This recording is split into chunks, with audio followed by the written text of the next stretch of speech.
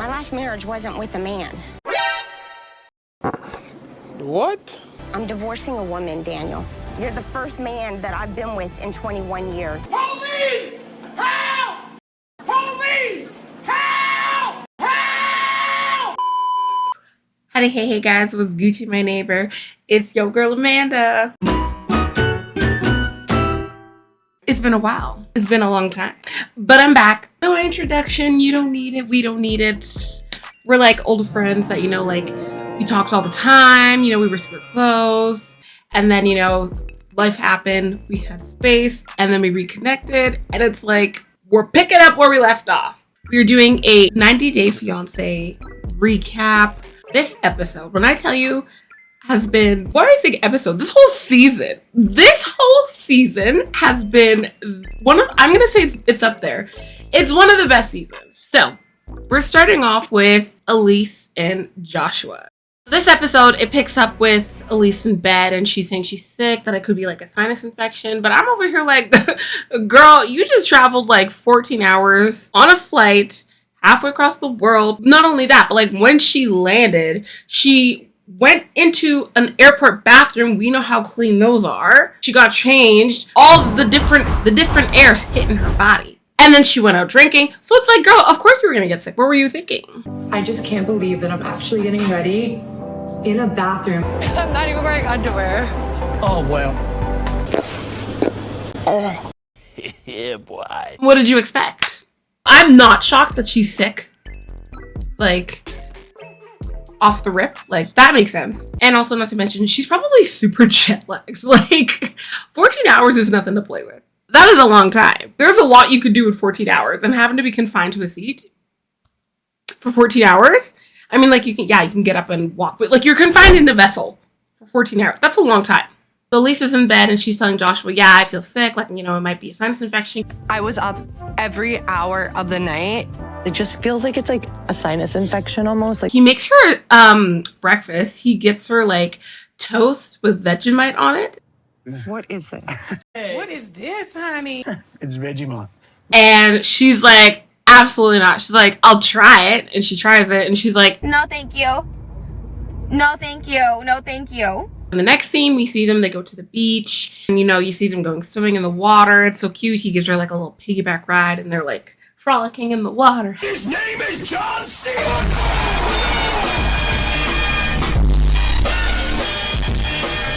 So they're having a good time. They're you could tell that the chemistry between them is heating up. It is on fire.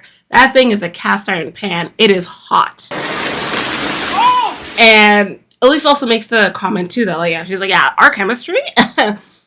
There's a lot of sexual chemistry there. Okay. Which I also want to point out, when I first watched this, when I heard her say that, I was like, I really hope she doesn't sleep with him. I know a lot of people who, when they have that physical chemistry, they solely dive in with the physical chemistry. And it's like, you gotta get through the emotional stuff first. They might look hot, but are they good on the inside? You know what I'm saying? No, ma'am. Knowing what we know about Elise and her past, and what she has actively said herself, she's probably gonna dip her, it's gonna happen. They're gonna fornicate. So they're on the beach and Joshua opens up about his ex-girlfriend and he was saying how, she had pretty high standards. She just wanted me to be super successful, and I was constantly being told if I wasn't, she would walk away. How she would always tell him, like, you're replaceable. Basically, like, she's like, you're not it. One oops and it's...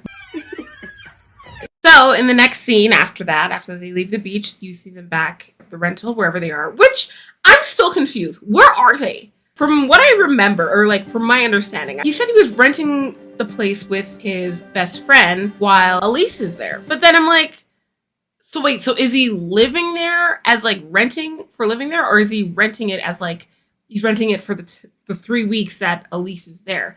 But then on the same path, I'm like, wait a minute, then why is the friend there? I don't understand. You know what I mean? Like, it's just, I don't understand. In the next scene, you see Joshua and Elise on the couch, and they're drinking some wine. She's in, like, her bra and underwear, and he's gonna give her a massage. So he goes to the room, comes back, gets the oil, and she's lying on the couch, and she's like, oh, take the top off. And, he's, like, rubbing the oil on her back. Again, I'm thinking, I'm like, don't y'all share a rental with the friend Chris? Like, did y'all tell him like, don't come home tonight?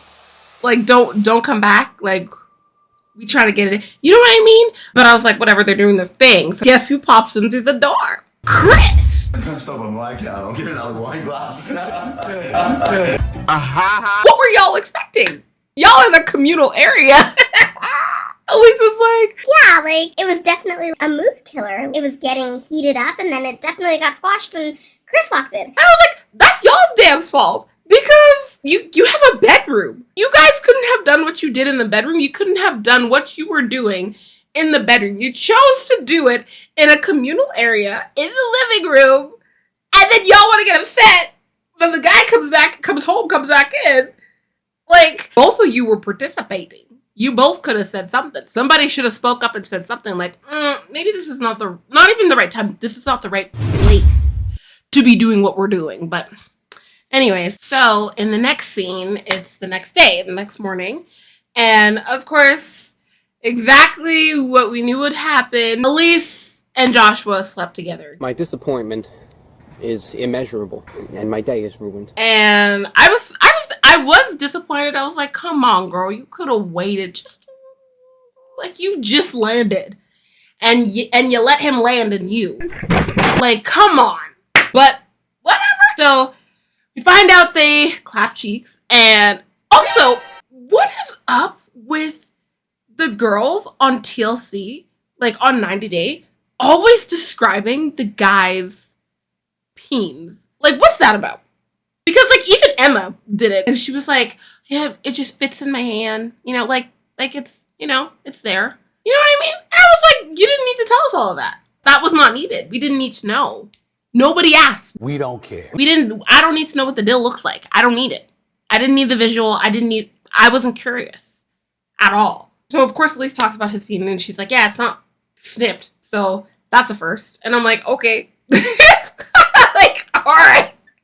Thank you for that information that I wasn't expecting that I needed, but sure, okay, pop off. They're in bed, they're both talking, and so back to the sleeping together part. So Elise makes a point to say, like, oh yeah, you know, like, Chris walking in definitely ruined the mood, and, you know, Josh had to, like, make it up to me, and, like, he definitely made it up to me. And I'm like, girl, what did he do in the span of, like, that short period of time from night to morning? What did he do that made it up to you so quickly? Like, what?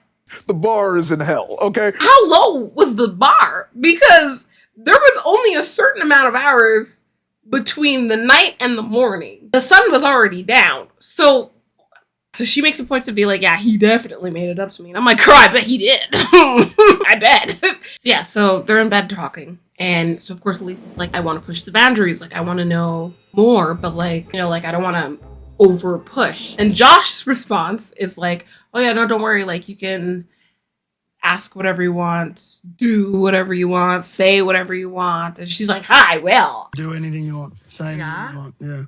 She's like, I will take you up on that offer, baby boy. Yes, I will. And I'm like, in my head, I'm like, of course she is. She's gonna ask the questions that we're all asking. What is the living situation about? Which I'm hoping. When I first watched this, that's what I was like. I was like, that's the question I would be asking. What's this living situation? Like, what is really going on? So yeah, Elise is like, yeah, don't hate me though. Don't hate me when I start to say whatever I want, ask whatever I want, you know, when I do whatever I please. Like, so she does what we were all thinking. She asks him. She's like, I'm confused about this whole rental situation. Like, you said you were living with your parents, but then you were living with Chris. Like, what is it? What is the living situation? What is going on? Joshua explains that, you know, him and Chris were living together, and then they leave where they were, and he dropped off some of his stuff at his parents' house, and then was there for like a week or so. Then he left and moved out and has been living with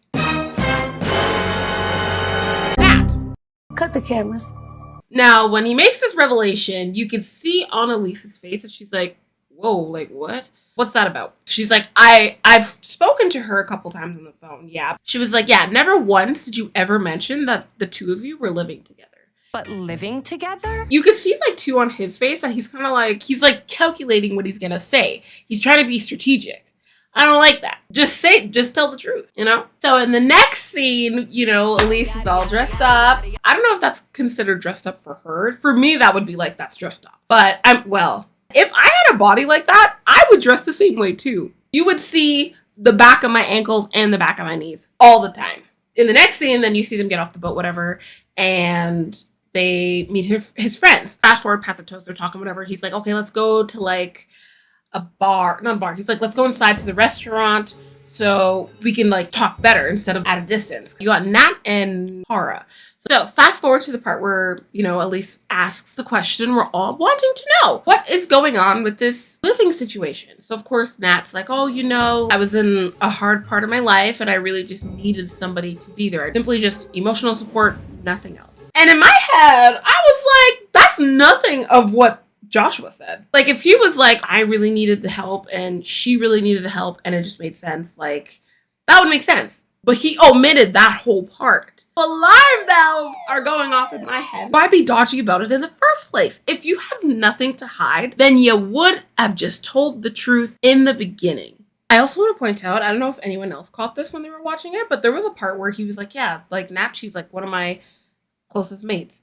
And you can see like the euphoric feeling rush all over that woman's face. It was like homegirl was like, She is the moment. so Elise, of course, is like, yeah, no, I'm sorry, but like, I don't think guys and girls can be friends without there being a sexual history or something. And Nat goes on and she's like, well, you know what? Like, maybe it's like a cultural thing. So then Nat asks the question, Elise, are you jealous of, you know, me and my relationship with Josh? And Elise is like, I'm uneasy about it.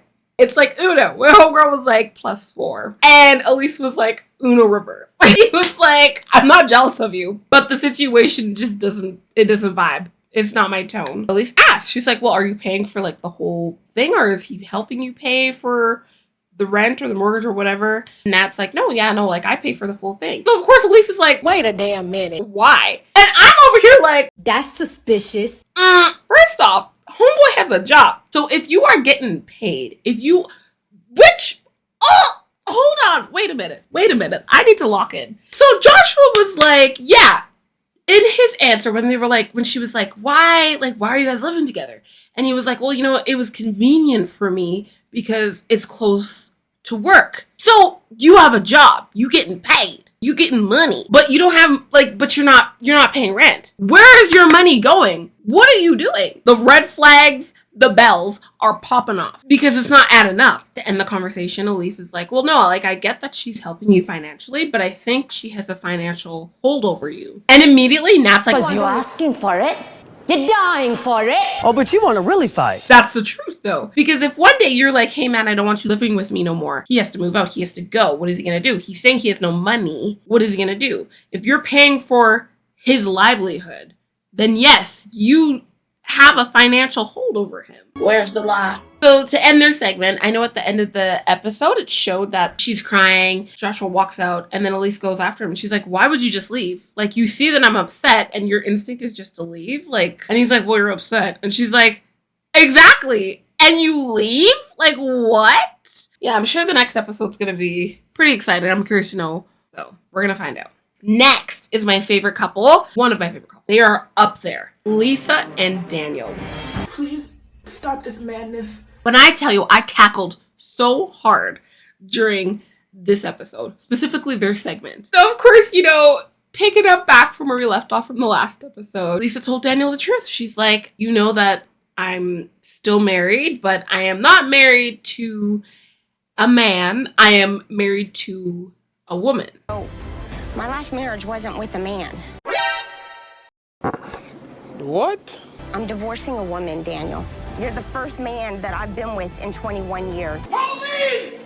Help! Police! Help! Help! And when I tell you, it's like Daniel witnessed like a poltergeist or something. He's going through it. He's going through like all 30 stages of grief. Like, it's just, the man is gripping up his chest. He's holding his head. He's going through it. If I didn't know any better, I would have said that, like, he just got told his visa is denied. Well, actually, yes. Actually, yeah. Nope. I take that back. That is what happened. Really, his visa just got denied. You know what? Him. He looked at me with disgust. You big, fat, nasty, smelling, fat, lumpa body. You got me f***ed up because you did that on purpose. Until he says, I don't want to be with you, until he says those words, I'm not giving up hope. But I believe that if he just gives me a chance, that he will see that we are meant to be together.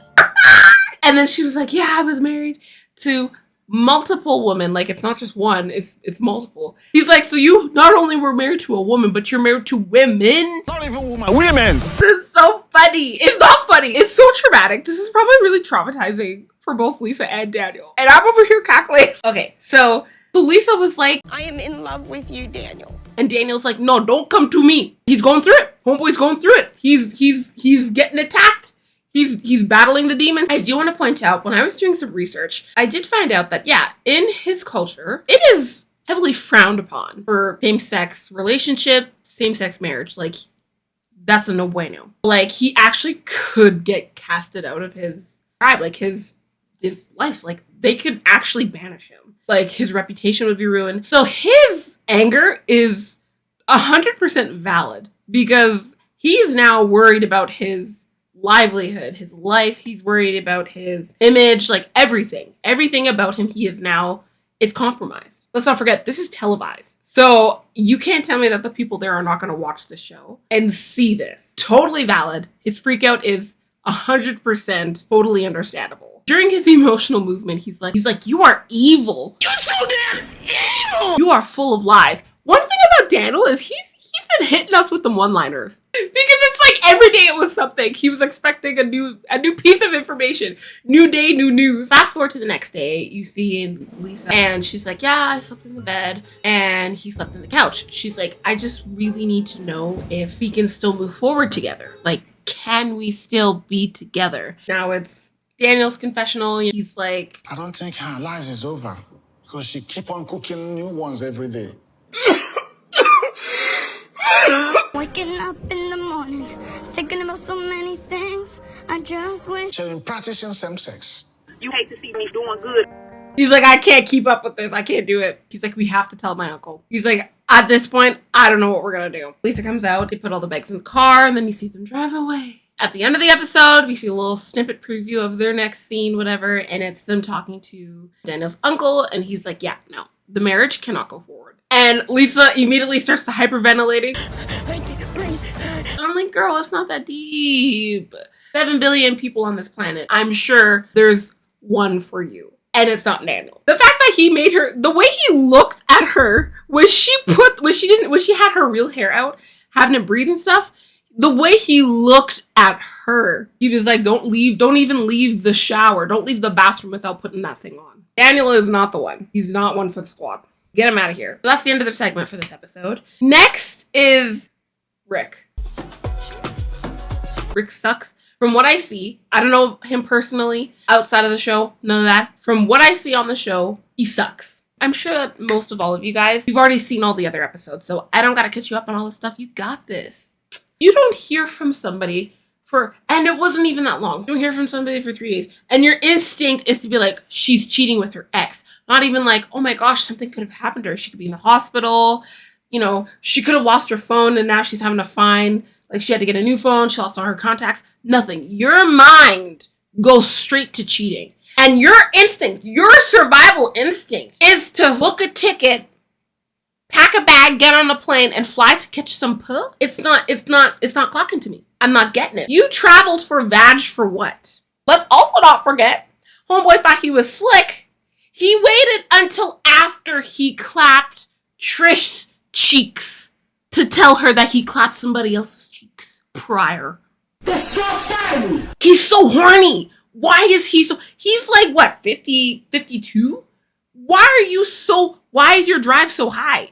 You're touching pension, you're hitting retirement. He said he don't want no more kids. He said he already has 2. He doesn't want none. But you're still entertaining the idea.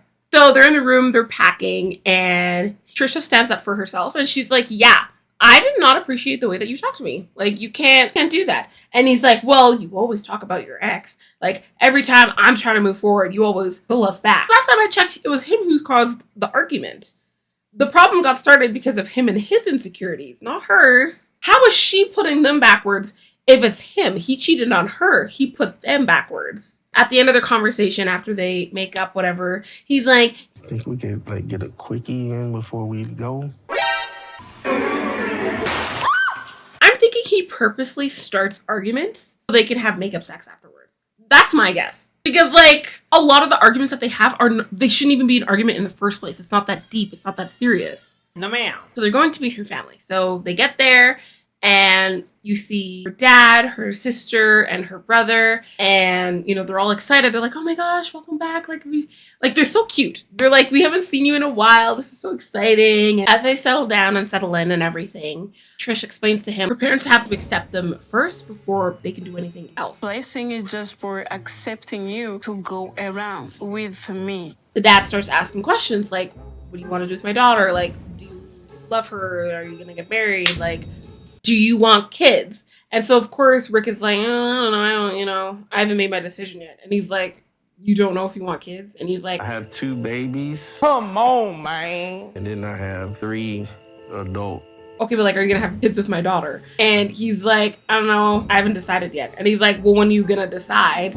And then Rick's like, well, I guess when I come to you asking for her hand in marriage, then I would make up my mind by that point. He does not want kids with her. I'm telling you that. He doesn't want it, because if he wanted kids with her, that wouldn't even be a conversation. He'd be like, yeah, you know what? Like, I do. I see a future with her.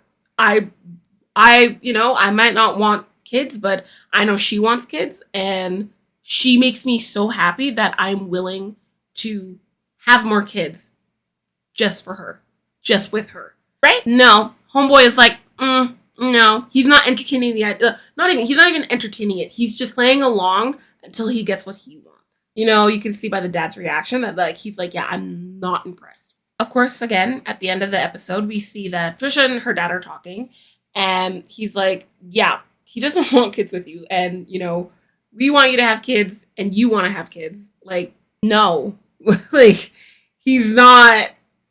It's not gonna work. All right. The last two couples, we're gonna speed run because theirs is pretty simple. So Javon and Annalyn. I don't give a fuck. Can I at least have my wallet? No.